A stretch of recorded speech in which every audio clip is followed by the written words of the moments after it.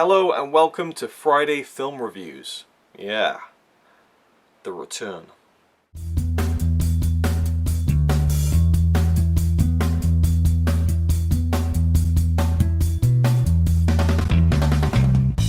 So what is Friday Film Reviews, you're probably wondering? Well, it was a series I started back in 2013, I believe. Yeah, and I did it for 10 weeks. And on the 10th installment, in February 2014, I discontinued it. The views were dropping, no one was commenting, and I kind of just gave up on it. But I think that it'll be a good way for me to just get talking about movies quickly and easier than I have been. I feel like my output on my channel lately has been a lot of gaming stuff, and I don't want to put off people who are subscribed for the movies, and so this is a way for me to check in with you every week and tell you about some of the films I've been watching. Not reviewing them per se, I used to kind of do that, but just giving you my brief thoughts on them. So hopefully this goes well, let me know what you think. And I think I'm just going to keep going with this. I really enjoyed doing it back in 2013, 2014, so why not bring it back? And it's a quick and easy way for me to just sit down and film a very simple video talking about films. So, last week, the first film I watched, going from, last Friday onwards, last Saturday I watched Captain America Civil War in the cinema. I'm toying with the idea of doing a review of that. I'm not sure whether I should. I might do one with Connie. But I loved it. I thought it was a fantastic superhero, popcorn, blockbuster action film. So much fun. Great direction for the most part. There was a fight sequence at the beginning where the camera was all over the place. I hated it because there was some really good stunt work being done by the people performing in the film doing the stunts, but it was getting kind of obscured by the camera going all over the place. It's like just calm it down a little, I mean, I know you want to emulate being in the thick of it, but it was a bit too much for me. Thankfully, later on, when the more important fights were taking place, we could see a bit more of what was going on. And so I wondered why it was just in that first part of the film. Anyway, great performances from all the cast and stuff. I loved all the superheroes coming together. It was great how it was an Avengers movie, but the last kind of 10-15 minutes was on a much smaller personal scale than the two actual Avengers movies. It had all the characters and all the clout of an Avengers film, but it was a bit more deeper and personal by the end of it. And I do feel that there's some deep territory explored in the second Avengers film, which no one will probably agree with me about, but yeah, I thought it was great. I'd probably put it in my top 5 Marvel films, not near the top, but kind of maybe number 5 or maybe number 6, I don't know. But I really enjoyed it. Lots of fun. Spider-Man was great. I loved seeing Ant-Man in there. I'm a big fan of Ant-Man, and yeah, it was awesome seeing him with all those other characters, and he was kind of like the audience's kind of entryway into the Avengers team or all the superheroes and stuff, because he was just like geeking out over Captain America and stuff, and like, oh yeah, I know you, and he was just so excited to be there and stuff. So lots of great different dynamics between all the characters in terms of where they are in the big fight between Captain America and Iron Man, and their two different the difference of opinion between them, and the sides that everyone takes and everything that goes on in between. I love the villain, played by Daniel Bruhl, who's a fantastic actor, and he brought to life a character, a villain, who had a much different motivation to other ones that we see in the Marvel film universe. In fact, he might be not my favorite, but maybe I think the most effective villain that we've had in a long time in a big superhero film, that kind of felt believable and not too over the top. Much as I love the big over the top villains who are just like blah blah evil, and then we defeat them. I liked his villain's story and where it went to by the end. Anyway, I really enjoyed it. It was great. I'd give it maybe a 9 out of 10. Next film I watched this week was My Cousin Vinny, a courtroom comedy starring Joe Pesci from the 90s. I love this film so much. I just watched Goodfellas a couple of weeks ago, and he was amazing in that, and so I thought I want to see another Joe Pesci film. And I love My Cousin Vinny, so I watched it with Connie. She said she'd seen it before, but by the end she was like, yeah, I've never seen this. But she really enjoyed it. And it's a very funny film about two kids, one played by Ralph Macchio, the Karate Kid, who get caught up in this murder that they had nothing to do with. And so he calls in My Cousin Vinny, played by Joe Pesci, who's a lawyer and has been practicing for all of 6 weeks and clearly doesn't really have a handle on it, but he comes down to this southern state anyway to help out his cousin and defend him against this bogus murder accusation that, you can't really kind of look at this and expect everything to be completely legit, because otherwise some of the comedy gets lost, like when Ralph Macchio is sat there and the guy's like, You know, did you do it? And what happened was Ralph Macchio's character accidentally stole a can of tuna. He had so many groceries, he put it in his pocket for the time being, forgot to pay for it in this convenience store where the murder took place just after he left. And so he thinks that he's been arrested for stealing tuna, and he's like, yeah, I did it. You know, it was just a mistake, you know. And the cop's like, it was a mistake. He's like, yeah, it just happened, you know. And it's just like, so you don't feel, and he's like, no, you know, and then just lots of comedy comes out of it. So you can't really look at it and say, well, that would never happen, because it kind of just, the whole film would break apart. It's a comedy. And Joe Pesci is fantastic as Vinny. He's so funny. And I love that this is a kind of standard kind of light-hearted comedy film that had a lot of swearing in it. You know, he's always like, fuck this and fuck, like, you know, it's Joe Pesci, you know. I feel, well, I suppose we do have that now today with comedies, with the kind of R-rated or whatever. But I'm glad that it wasn't toned down, because the version I saw, and a lot of, you know, what's the word? I've completely forgotten it. All the times I saw it as a kid, I'll say, it was on TV, and so he'd be like, oh, that's bull stuff, you know, bull stuff, you know. It's like Back to the Future, you know. When this baby hits 88 miles per hour, you're about to see some serious stuff. Like they edit the vulgarity, I suppose. But I'm glad that it was intact in the version I watched, obviously. And in fact, I was looking online to see if there was any clips of it on YouTube, like the censored version. And there's loads of people who are like, where can I find the censored version? I want the TV version, which is really weird. But I mean, I want to have a look and see if it's how I remember it, but I don't want to watch it like that. But yeah, Marissa Tomei plays Vinny's girlfriend, and she won an Oscar for this film, which I still can't quite believe.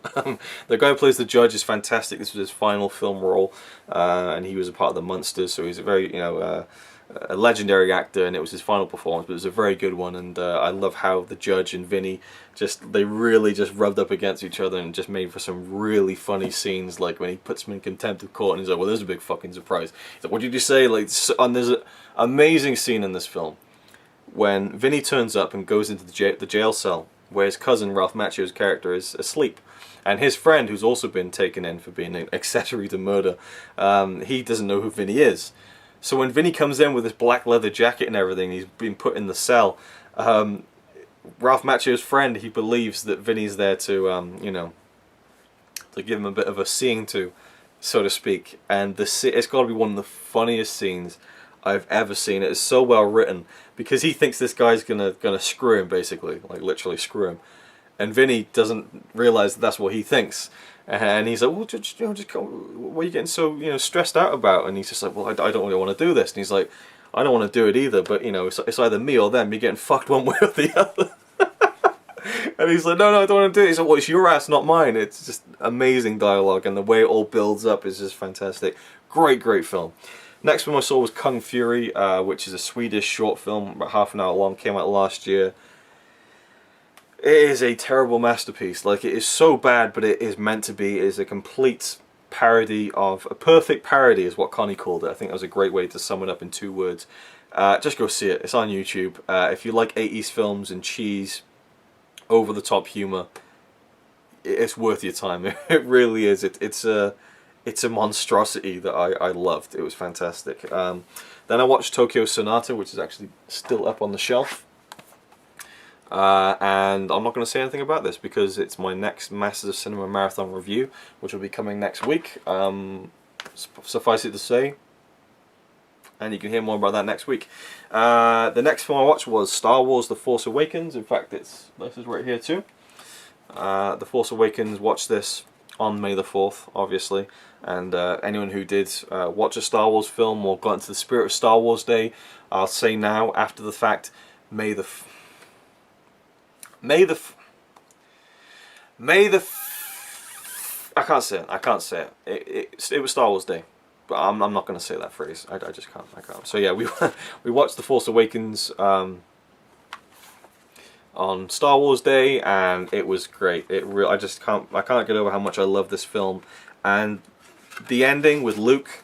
You know, I've watched it so many times now. If you've seen my 24-hour movie marathon, you'll probably know that, you know, I probably watched it a few times to get the timing right on my kind of parody of that scene and everything. But to see it within the context of the whole movie, just packed the punch back into it, man. It was fantastic. I love the film so much, and I still got a little bit emotional in some parts of it. Not as much as the cinema, I will admit, but it was great watching it at home again. It was fantastic. Still a 10 out of 10 for me. And if you want to hear all the people who are ranting and raving about this film get cut down, go check out CP of Will I Like It Reviews. I'll leave a link to his channel down below. He's done loads of CP defends The Force Awakens sucks people. Definitely. No, he doesn't defend the people who say it sucks. He defends the film itself and the people who say it sucks. There's some unbelievable stuff out there that he is rightfully ridiculing on his channel, so definitely go check that out. Next, which was actually yesterday, we watched The Next Karate Kid. We've been watching all the Karate Kid films after the 24-hour movie marathon. We watched the first Karate Kid and I loved it. I thought it was fantastic, so we've been watching all of them. In fact, I might do a top 5 Karate Kid movies. There are only 5 of them, but I guess ranking the Karate Kid movies. But yeah, The Next Karate Kid starring Hilary Swank. Whew, this ain't a good film. It is not a good film by any stretch, but I really enjoyed it. You can't go wrong with Pat Morita's portrayal of Mr. Miyagi. He's just great. There's so much cheese in this film and so much, I wouldn't say bad acting, but terrible writing. Particularly for, I mean, Hilary Swank does the best that she can. She's a great actress, but when she's got lines like, you know, saying to her grandmother, you know, "My name's not Susan, that was my mother's name, and she and my father died in a car crash. They're dead now." Like, it's the worst writing but she does so well with other scenes which aren't written so badly. And she's great with Pat Morita and Miyagi. I love their relationship. The rest is, you know, even Michael Ironside, you know, See You at the Party, Richter. It's not a great film, it really isn't, but I really enjoyed it just because of my love of the Miyagi character, and yeah, it was cool to see a different take on it with a girl. And then finally, I watched Surf's Up last night, which is an animated film starring Shia LaBeouf. What's his name? The guy who plays Napoleon Dynamite. I forget his name now. John Heder? I don't know how to pronounce his last name. And Jeff Bridges and Zooey Deschanel. Great cast. And it's a great take on an animated film, a CGI animated film that is portrayed as this kind of documentary, like the camera's moving and stuff, and there's supposed to be a crew behind it who are following this young penguin, played by Shia LaBeouf, who surfs. And he wants to go to this big surfing competition to kind of live out the dream of his big idol, Big Z, who was this legendary surfer. And so he goes over to this kind of tropical island and gets involved in a surfing competition, and it's great. It's so simple, the story is so threadbare, but it's done so well, from the documentary aspect of it to just the gorgeous visuals. Like, the closing shot of this film it's got to be one of my favourite shots of like the 2000s. I love it. Everything is so likeable, so lovable, and fun to watch. It's just it's a perfectly done family film. I just can't say enough good things about it. I loved it so much.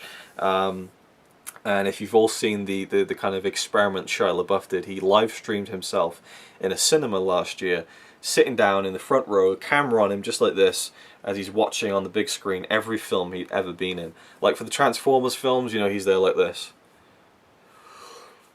I think during the third Transformers film, you can see him like about 20 feet behind his seats, just kind of like lying down in the aisle asleep. And he looks bored during some of the films, but during Surf's Up, he's got this big smile on his face, he's laughing, everyone's enjoying it. It's just a really fun film, and that's it for this week. So, Captain America Civil War, great. My Cousin Vinny, awesome. Kung Fury, a perfect parody. Tokyo Sonata, stay tuned for more. The Force Awakens, still fantastic. The Next Karate Kid, not very good, but very enjoyable. And Surf's Up, just fantastic. Highly recommend Surf's Up. That's it for Friday Film Reviews. Thank you for watching. Hope you enjoyed. Leave me feedback if you want to have more of these. I'll probably do them anyway. I'm having major deja vu right now. I'll see you next time. Yeah, what should I say? I'm going to leave that in. I had no idea what to say. My brain was like, see you in the next video, or next week, or next time. Which one do I go with? I'll see you next week. There you go. So you might say he's a really nice guy, really. But if fucking don't cut shit with me. He says he's really cool, but I think he's a tool.